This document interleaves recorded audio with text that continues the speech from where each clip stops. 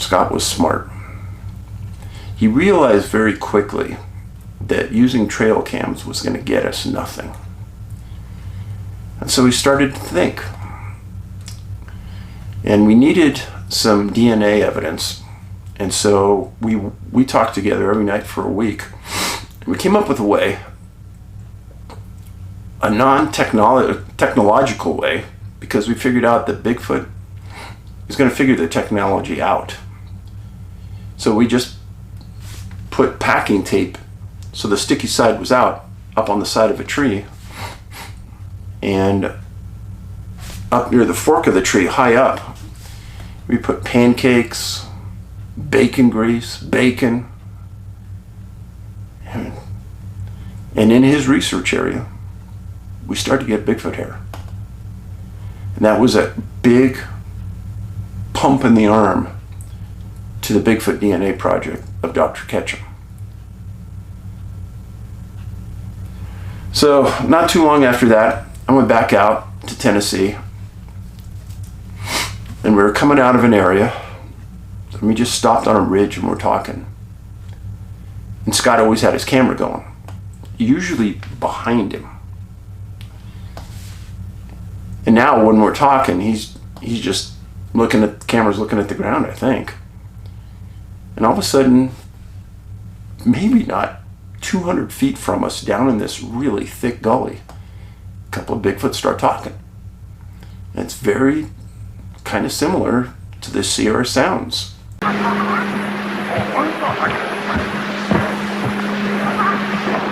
two of them across the creek at the big rocks.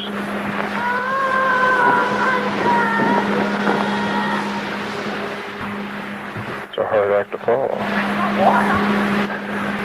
It sounds like he talks to us and they talk to each other. Yeah.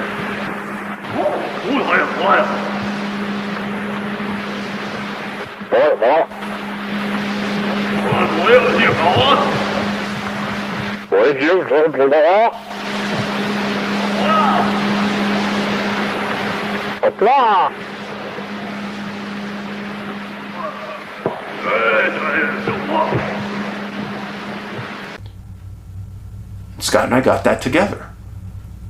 And Scott said, Dave, that's so funny. I've been in here hundreds of times. It's never happened until you show up, and then you and me together get it. Maybe it happened that way so we could support each other, validate each other's evidence. Not too long after that, I got a call from Les Stroud, Survivor Man. And he said, hey Dave, I'm doing a Bigfoot series and I need some help at some certain locations. Can you help me? I need help at A, B, C, and D. I need a location fixer for that. Well, I called up Scott and I said, hey, you want to work with me and Survivor Man and do a Bigfoot special with him? And Scott was the contact for Great Smoky Mountains. So all of the work on that series at that location was really Scott. Just before we filmed with Survivor Man, Scott and I were up in the mountains doing some work, and we always carried bear spray with us because sooner or later you're going to run across a bear in Tennessee. And we're putting our stuff in the car, and we're just about to get in, and who knows how or why, but the bear canister went off with us in the car.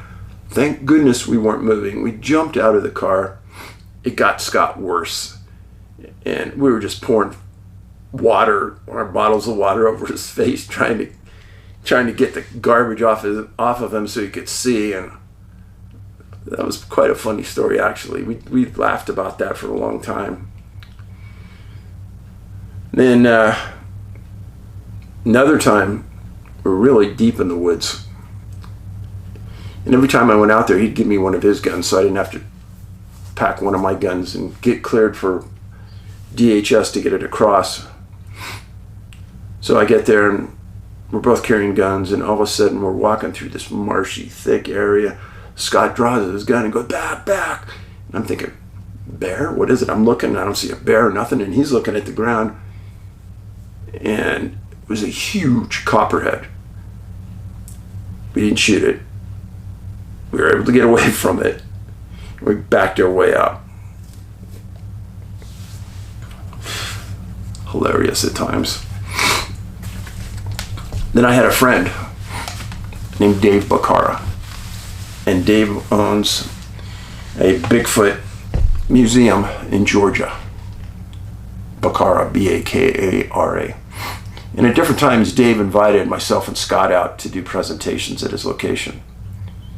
Dave Bacara and his wife Miranda, two of the nicest people you ever want to meet. And Scott got a chance to go out there and talk and meet him. And then he was out there, Scott was out there one time, and I happened to be out there speaking, and we got together at Bacara's shop, and we took this picture. And Scott just would do that. Hey, you're going to be in town? Okay, let me get out there and meet you. We'll have lunch or something. So, thankfully, I got to spend time with him. Now, Scott started to ask me a lot of questions about writing books. And I said, hey, there's no mystery to it. Well, Scott had a bachelor's degree. He's well educated. And he goes, I think I'm going to give it a shot. I said, yeah, do it. You have a lot of great info. You could really do a lot. And he started off with a couple of books, one called The Bigfoot Journal. Then he wrote one called Dog Man and Monsters Are Real. Then he wrote, for some reason, as he got more popular, the books really started to take off. One called The Nephilim Among Us. And the biggest seller of all time for him was The Truth Denied. And that was about the DNA project. And he worked with Dr. Ketchum to get the emails that went back and forth between Dr. Ketchum and the journal, showing how the journal manipulated her work and how it was completely an unfair situation. And he showed the facts of the case. All of his books are outstanding.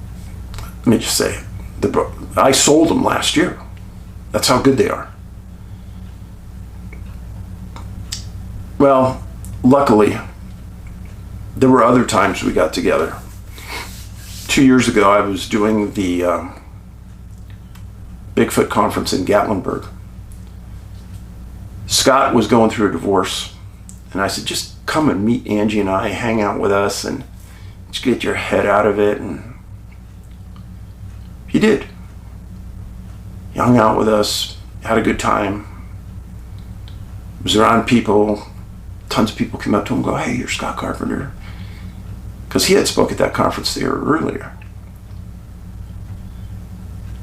And then I heard from Travis that Scott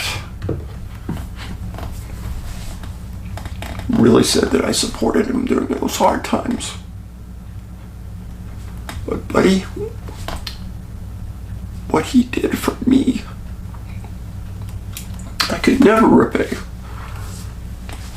Scott was a film guy. He took a lot of great film of the outdoors. It was one of the reasons that Ben and I always talked about film.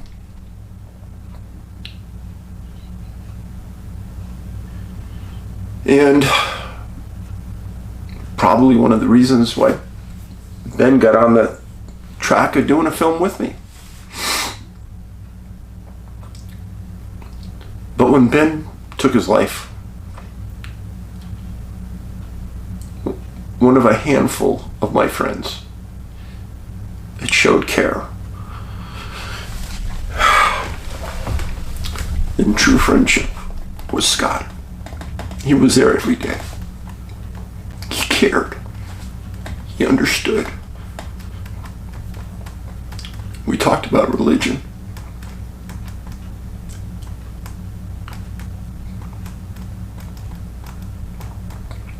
our bond got a lot closer.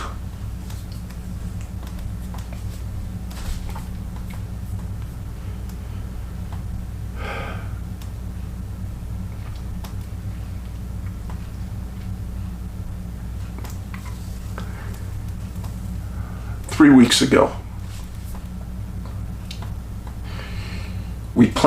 Scott and I planned for a long time to spend a week together back in the woods, something we haven't done in a long time.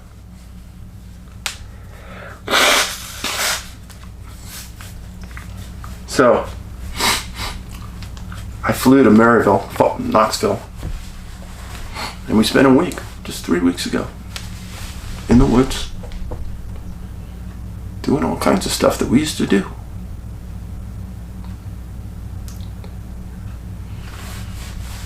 It was a blessing from God that I got that time with him.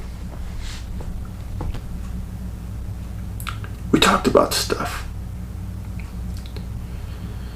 We talked about how there seems to be a group out there in that Bigfoot world that likes to call people names, berate us for our beliefs that Bigfoot's not an ape or a gorilla. This guy didn't care. He didn't care. He said, Dave, those people are lost. The best they can do is to just call us names, swear at us, call us fools. And I said, hey Scott, did you know I was at a conference and a very famous speaker said he's been doing Bigfoot research for 25 years and he's never heard of anything as paranormal associated with Bigfoot? Scott's just started laughing. They're lost.